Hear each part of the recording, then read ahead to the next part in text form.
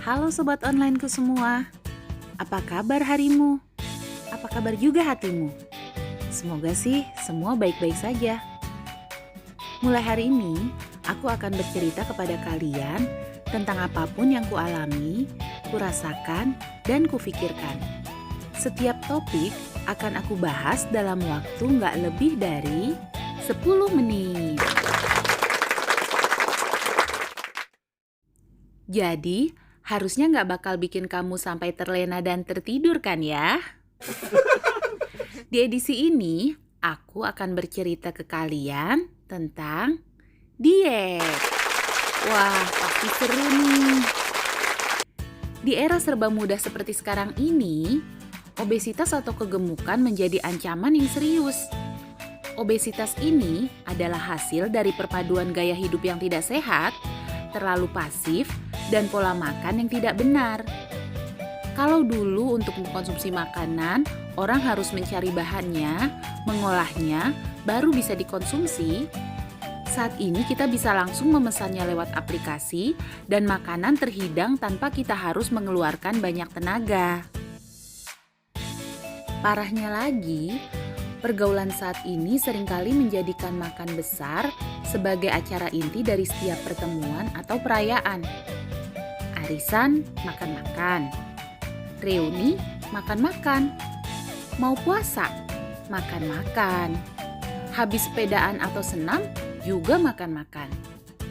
Ini semacam eksistensi abad ini, di mana kumpul dan makan adalah sarananya. Nggak bener nih. Emang iya kalau makan-makan tuh nggak bener? Ya bener aja sih. Selama yang dimakan juga nggak jadi over. Masalahnya, kalau udah ngobrol, bisa sampai lupa kalau yang dimakan itu udah banyak. Sinyal kenyang dari tubuh sampai nggak kedengeran. Dan baru sadar setelah baju terasa semakin sesak. Itu pun kadang masih denial. Bukan akunya yang membesar, tapi bajunya yang mengecil. Nggak apa-apa deh gemuk, yang penting sehat.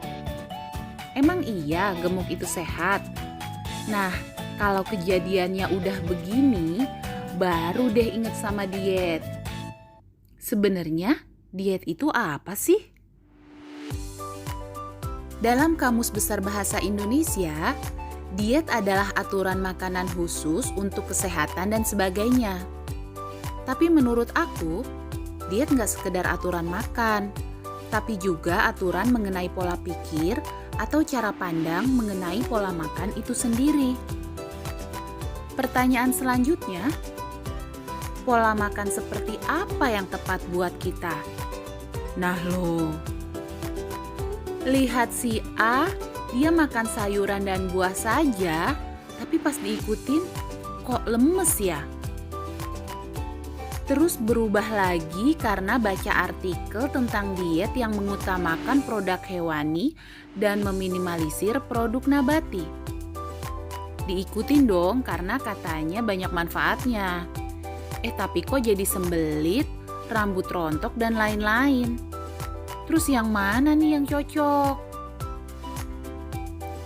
Yap, menurut aku, yang tahu kebutuhan diri kita adalah kita sendiri. Mungkin kamu bisa mengadopsi pola makan tertentu, tapi jangan lupa tanyakan ke dirimu sendiri. Peka terhadap tubuhmu, apakah pola tersebut cocok untuk kamu atau tidak? Yes, nggak ada salah dan benar dalam hal ini. Tubuh setiap orang pasti berbeda dan kebutuhannya juga begitu. Jadi aku nggak akan pernah tuh mencemooh cara diet atau pola makan seseorang. Karena bisa saja itu memang cara terbaiknya dalam memaintenance stamina tubuhnya. Baik bagi saya, belum tentu bagi dia, dan begitu pula sebaliknya. Kalau aku sendiri, saat ini aku sedang menerapkan pola makan rendah karbohidrat, termasuk di dalamnya meminimalisir nasi, gula, dan tepung dengan proses masak tanpa menggoreng. Latar belakangnya adalah kondisi wajah yang sempat terkena akne atau jerawat yang lumayan parah. Beberapa dokter kulit menyarankan untuk menghindari makanan manis, tepung, dan minyak. Setelah dipraktekkan, efeknya ke wajah memang tidak bisa langsung. Tetapi, tubuh terasa jadi lebih fit. Keluhan-keluhan sebelumnya seperti pegal, perut kembung, dan sebagainya yang biasa aku rasakan pada saat bangun tidur, sudah tidak aku rasakan lagi. Efek hebat lainnya adalah penurunan berat badan. Wow! Terus, sampai kapan dong kita harus diet? Nah, jawabannya harusnya kamu sendiri nih yang tahu. Kalau menurut aku sih, pola makan harusnya jadi bagian dari pola hidup. Kan, sehat dan fit adalah kebutuhan seumur hidup. Sepakat nggak sih? Saya pernah suatu hari tergiur lezatnya avocado. Lembutnya es krim vanila yang disiram espresso sepertinya enak sekali untuk disantap pagi menjelang siang hari itu. Tapi ternyata keesokan harinya saya merasakan keluhan persis seperti saat saya belum meninggalkan karbo dan gula. Pinggang saya sakit dan perut rasanya kembung. Iya, itu mungkin gak terjadi di kamu, tapi itu nyata di aku. Dan kejadian tersebut membuatku sadar bahwa akulah yang membutuhkan pola makan ini untuk tetap sehat dan bugar. Dan alasan ini yang aku jaga untuk kepanjang umuran diet yang aku jalani. Jadi, gak akan ada tuh yang namanya garis finish. Kalau dari awal aku merubah pola makan dengan niat penurunan berat badan dan menjadikannya sebagai garis finish, pasti aku akan segera puas dan berhenti saat berat yang aku tuju tercapai. Akibatnya, aku akan kembali ke pola makan yang sebelumnya. Lantas usaha yang sudah selama ini kita jalani, buat apa? Kalau kita sudah berjalan 1 kilometer ke depan, lantas kita kembali lagi ke titik nol, apakah itu bukan pekerjaan yang sia-sia? Jadi, saat kamu memutuskan untuk merubah pola makan, maka temukan alasan terbaikmu.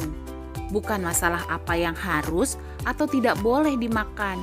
Bukan juga soal berapa lama waktu yang dibutuhkan atau berapa kilogram yang bisa diturunkan. Nah, jadi begitu sobat online. Semoga apa yang aku ceritakan hari ini memberikan insight baru untuk kalian, terutama yang sudah merasa ingin merubah pola makan tapi masih menemui banyak keraguan. Sampai bertemu di episode berikutnya ya. Untuk silaturahmi dan interaksi boleh loh follow IG aku di @diah_putri_puput. Sampai jumpa.